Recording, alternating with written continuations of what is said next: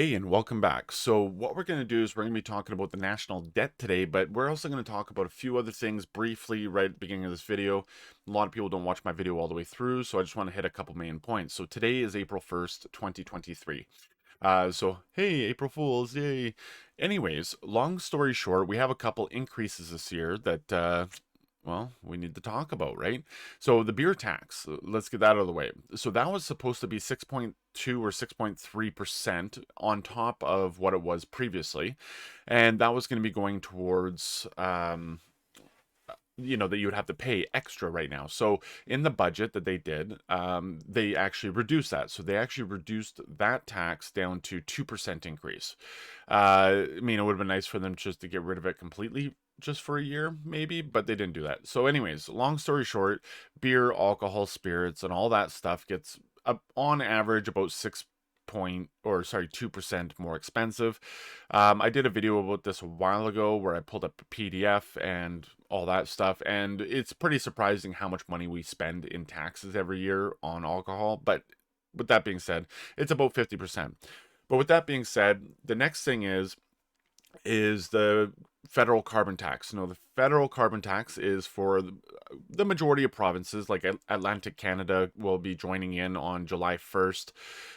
But with, Alberta, Ontario, etc., they have that. Now, British Columbia, where I live, we have a provincial carbon tax, which is also increasing, either right now or in the future. Anyways, and so it's going up to 14 cents per liter, 14.1 cents per liter, right? So that means I'm not sure what it was before because I forgot to look that up, but we just have another increase on that for like at the gas pump. But that also means like your natural gas is going up. It just means everything's going up. But anyways, with that being said, the last thing I want to talk about that is in regards to the MP pay raises. Now, I have made a video about this semi recently, and I was talking about pay raises since 2020 for the MPs. Now, a typical backbencher right now is making $190,000 a month. That is a lot of money. I don't make that much. My wife and I together don't even make that much. I would like to make that much, but it is what it is. So a normal backbencher compounded over the years from 2020 to now, to yesterday technically, made an extra $18,500. So to give you an idea, if they did not take any raises in 2020, 2021, 2022, they would be missing $18,500. And for some MPs, actually most MPs, that's more than a month's salary for them. But for some MPs, that's less than a month's salary. But then again, because they are ministers and stuff like that, they make different amounts of money because of all that stuff. For example, I think a minister makes about $250,000 because they get a little extra money on top of that. Justin Trudeau, he makes an MP wage and a prime minister wage, so he makes essentially double what the other MPs make. So instead of 190,000, it's 380,000, I believe it is. So that's how much. And for anyone who's doing math at home, that's let's say about $30,000 a month. Yeah, that's a lot of money. Anyways, it's about 30, so gross and net, it 30,000 is right in the middle. So anyways, that's what they do, right? So now we have another pay raise coming in. So the previous years were about let's say $2,000 to $3,000 for an increase for each year. And now they're getting $5,100 extra. So this date next year, every MP will have a minimum of $5,100 extra in their bank account. Of course, taxes and all that stuff accounted for later, but that's how much they're going to have, right? Now the question is, how much is that? Like, what is the minimum number we are spending for the pay raises this year? So there are 338 MPs. Assuming every single MP makes $190,000 and gets the base amount of $5,100, increase, that is $1.7 million that we are putting out right there. 1.7 million. So this time next year, $1.7 million would have been paid for raises for this last year, not including the years before. So if we compounded everything, because I compounded everything in my other video, so as of this date next year, MPs since the beginning of the pandemic profited an extra $33,500. That's all of their raises compounded. So if they didn't take any raises, they'd be out $33,500 next year. So you let me know what you think about that. But let's get to the national debt, because that's why we're here. I just wanted to kind of go over that a little bit just to make sure that we had that in there. So before we talk about national debt, let's take a look at how much money.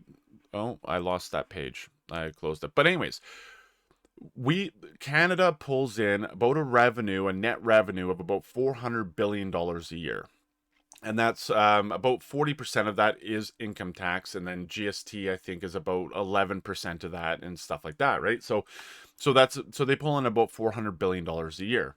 Now our national debt right now, let me just switch over to this, is $1.2 trillion.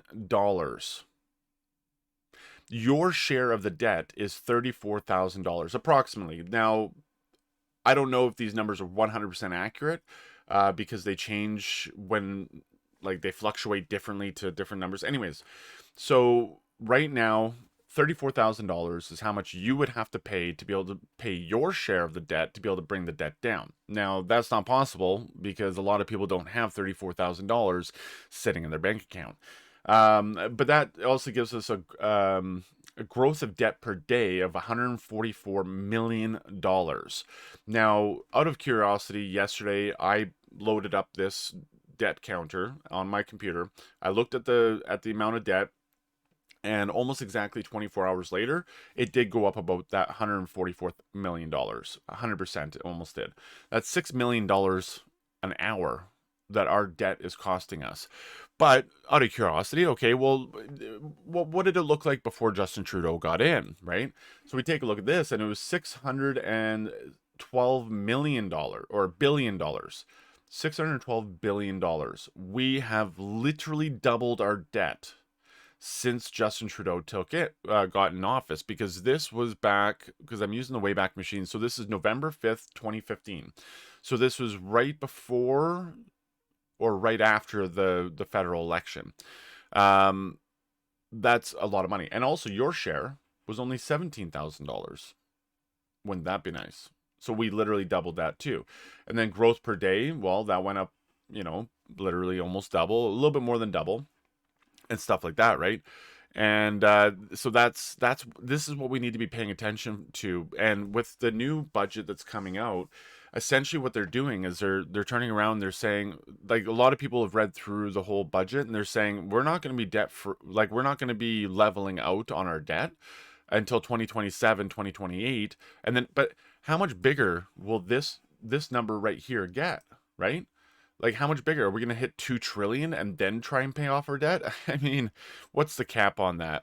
So out of curiosity, I went through to see what the Harper government looked like, and it was a little bit harder to find some of this data. But we're going to go down to the bottom here. So this is 2004 to 2006. So, or 2008. So, what's this called? Harper came in 2006. And the previous years, I believe, was Paul Martin. Now, the national net federal government debt was $523, so that's not too bad. And then it went down when Harper went in, and it went down again, and it went down again. So he started paying off the debt. Now, I believe those years might have been a little bit tough. And then right around 2008 is when we had the whole whatever they called it, I can't remember off the top of my head, like a depression, right? Where we had that problem down in the States, which affected us, but it also affected us in 2009, 2010. That's when it started hurting us, right? So let's take a look at those numbers. So then we got $492,000 in September. I wasn't able to, it didn't allow me just to look at the years, so we got to kind of go through the months here. So around November, so, we did go back up, and then we were going up again.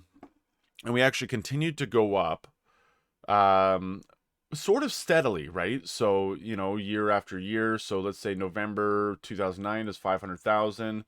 November 2010 was 540, but like I said, that's when it started hurting us a little bit. And so we had to spend more money, right? So 540,000. And then we look and then, okay, so we went up another 30. So this is in billions of dollars. So $30 billion. So 540 to 570. And then, so here we are trying to level back out. And so we went up by, so 470 to, or 570 to 5 or 600. So another 30,000. And we're still trying to recover. And let's go to the next year. So now we're starting to put in only 20 billion extra to our national debt. And 2013, 2014, oh, look at that. So as we start looking at 2013, so March 2013, 602, and then we went up 15 billion, and then we go up by 2 billion, and then we start leveling out, and then we start going down. Harper started paying down our debt. It took a few years to be able to do that, but that's what we started seeing.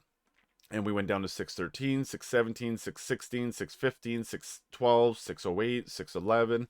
A lot of fluctuations. Some of those months you pay, more for certain things. And then 610, 612, 613, 612, 610, 609, 606, 616, right? So we can steadily see that when the Liberal government went in, which was right around this date right here, 612, we were still doing okay, right? Because we started paying down our debt. And when I looked at the Wayback Machine for those years, you can actually see the debt was being paid off pretty well, right? And then we go, and then 622, 625, 626, 629, 631, 626. Okay, so we went down. Oh, 636, right? We spent $10 billion in 1 month in February of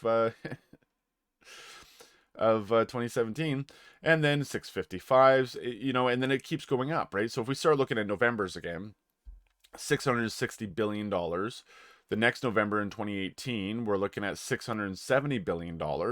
So an increase, right? So let's take a look at the November of 2019. So we're looking at 698, which was a increase of $20 billion. Okay, that makes sense. And then we look at, November 2019. We actually spent a lot of money in 2019. And then we look at November 2022. Okay, so we went up by 2 billion or $300 billion, 250, $350 billion. And then, we get into the 2021 and we're in the trillions and continue on, right? So this is what our national debt is looking like. And if we're only pulling in about $400 billion, which is actually an increase from previous years, the question is, how are we supposed to pay off this debt? If Canada put all of the money that came in 1 year into debt, we'd make a dent in it, but then we'd be broke. But what's going to happen is in the next couple of years, we're going to be adding to this debt. I would imagine if Trudeau stays in government by 2027, 2028, or even 2020 or 2030, we're going to be doubling that debt again. I mean, it only took him 7 years to be able to double the debt the first time. So anyways, you let me know what you think down in the bottom there. Sorry this video went a little long, but if you stayed through for the whole thing, I appreciate you. And yeah, you have yourself a wonderful day.